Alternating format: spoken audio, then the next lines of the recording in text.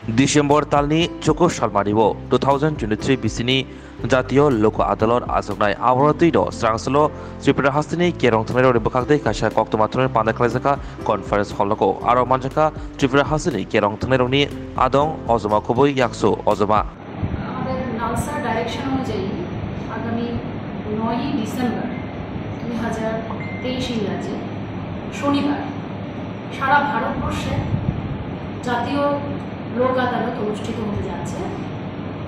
তারই অঙ্গ হিসেবে ত্রিপুরা রাজ্যের সমস্ত আদালতে high court, district court, sub divisional court সমস্ত আদালতে আমরা লোক আদালতের আয়োজন করছি। এই লোক আদালতে যে সমস্ত মামলাগুলি নিষ্পত্তির জন্য নেওয়া হবে তার একটা ডাটা আমি আপনাদেরকে দিচ্ছি। টোটাল আমাদের যে কেস 16,988, তার মধ্যে দু ধরনের আছে প্রি লিটিগেটিভ কেস, যেগুলি এখনো মামলা কোর্টে অভিযুক্ত হয়নি, আর একটা হচ্ছে বিচারাধীন মামলা, যেটা অলরেডি আমরা পেন্ডিং কেস।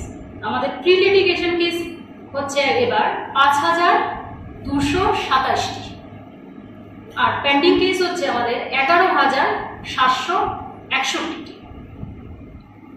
আমাদের প্রি লিটিগেটিভ যে কেসগুলি তা হচ্ছে ব্যাংক ঋণ পরিশোধ সংক্রান্ত মামলা, আর তাছাড়া আমরা আপোসযোগ্য ফৌজদারি মামলা নিচ্ছি, যান দুর্ঘটনায় ক্ষতিগ্রস্ত ক্ষতিপূরণ সংক্রান্ত মামলা, তারপরে চেক বাউন্সের মামলা এনআই অ্যাক্টের আন্ডারে, বৈবাহিক বিরোধ, চাকরি সংক্রান্ত মামলা, ভোক্তা আদালত সংক্রান্ত দেওয়ানি মামলা।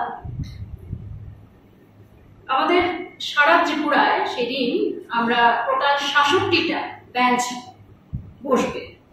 তার মধ্যে সবচেয়ে বেশি হচ্ছে আগরতলা স্টেশনে 19টি বেঞ্চ বসবে।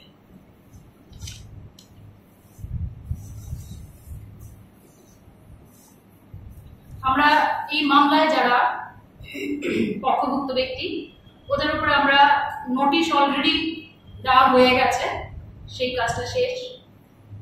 9 তারিখ আমাদের প্রত্যেকটা আদালত চত্বরে পিএলবি ভাইয়েরা বোনেরা থাকবেন, যারা লিটিগেটেড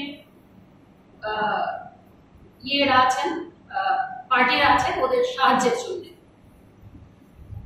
হেল্প ডেস্কও থাকবে। সেখানে গিয়েও আপনারা সাহায্য নিতে পারেন, কার কোর্ট কোনটা এই বিষয়ে। আমি আপনাদের মাধ্যমে সমস্ত মামলাভুক্ত ব্যক্তিদের প্রতি বিনম্রভাবে অনুরোধ করছি, আগামী 9 ডিসেম্বর শনিবার সকাল 10টা থেকে 4টার মধ্যে আপনাদের সংশ্লিষ্ট আদালতে গিয়ে আমাদের এই জাতীয় লোক আদালতের যে সুবিধা সেটা অ্যাভেল করুন, গ্রহণ করুন। আমি এটাও বলে রাখছি, আপনারা অনেকেই অবগত আছেন হয়তোবা এই লোক আদালতের যে গুরুত্ব বা বিশেষত্ব, যে আমরা এখানে কোনো আইনগত কোনো মামলা চলার জন্য যে পয়সা ওটা লাগছে না, এবং একদিনে ওয়ান সিটিংয়ে বসে আপনি আপনার মামলা শেষ করতে পারছেন। আপোষ মীমাংসায় আপনাদের যা শর্ত থাকবে সেই মীমাংসার মাধ্যমে দুপক্ষের মীমাংসার মাধ্যমেই আপোষভাবে এই মামলা আপনারাই শেষ করতে পারবেন। সেই সুযোগটা আমরা জাতীয় লোক আদালতে আছে।